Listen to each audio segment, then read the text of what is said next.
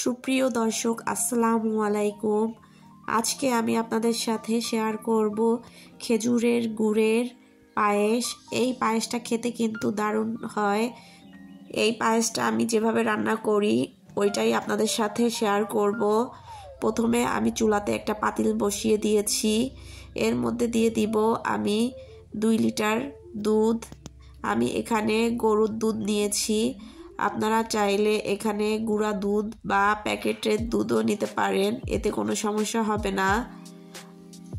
2 litre দুধের জন্য আমি এখানে নিব 1 কাপ পোলাও চাল। চালটাকে আমি ভালো করে ধুয়ে নিব।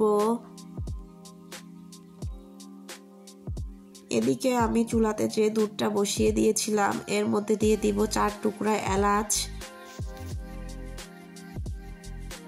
দিয়ে দিব 2টা তেজপাতা, 2 টুকরো দারচিনি,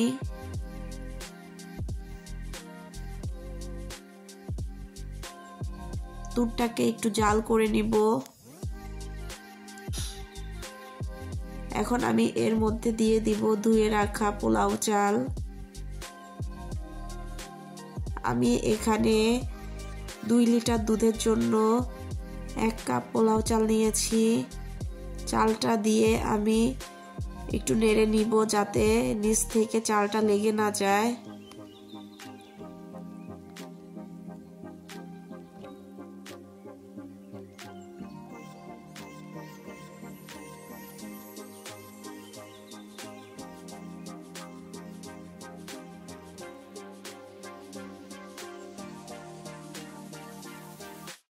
কিছুক্ষণ পর পর আমি এটাকে নেড়ে নিব। আমি এটা এভাবেই রান্না করে নিব, ঢাকনা দিব না, ঢাকনা দিলে দুধটা উতলে পড়ে যেতে পারে।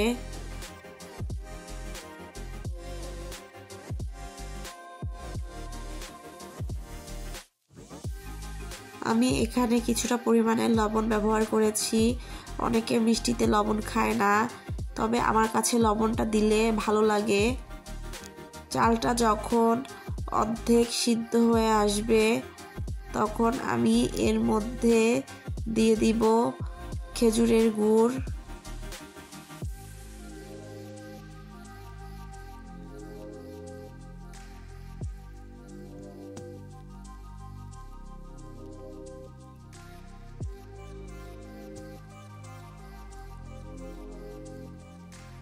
গুড়টা যে যেমন মিষ্টি খেতে পছন্দ করে ওরকম ভাবেই দিয়ে নিতে হবে।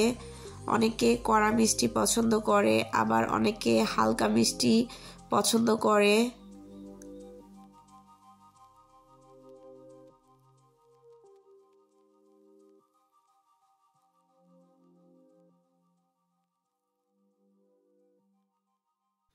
আমি এখন এর মধ্যে অ্যাড করব গুঁড়া দুধ। দুধটা আমি 2 বারে দিয়ে নিব। আমি এখানে মোট 1.5 কাপের মতো গুঁড়ো দুধ ব্যবহার করেছি। এখানে গুঁড়ো দুধটা এই পায়েসটার স্বাদ অনেক বাড়িয়ে দিবে।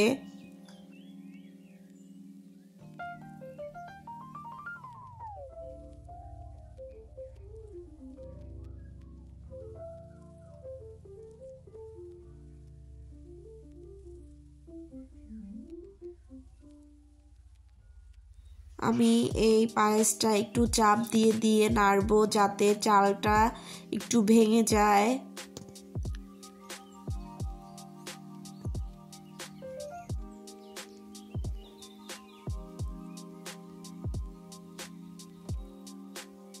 এখন আমি এর মধ্যে দিয়ে দিব কিশমিশ।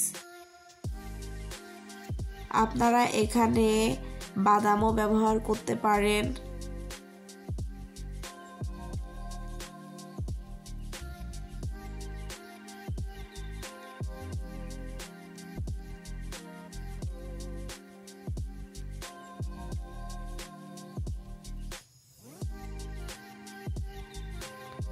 এ পর্যায়ে ফিনিটাকে আমি চুলা থেকে নামিয়ে নিব।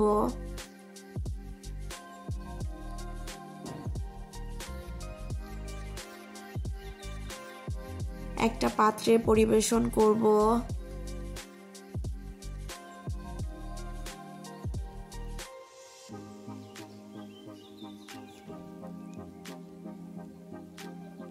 এখন বাজারে নতুন গুড় বের হয়েছে, খেজুরের গুড় দিয়ে খুব সহজেই এই পায়েসটি রান্না করে ফেলতে পারেন। আজকের ভিডিওটি আপনাদের কাছে কেমন লেগেছে কমেন্টে জানিয়ে যাবেন। ভালো থাকবেন আপনারা সবাই। আল্লাহ হাফেজ।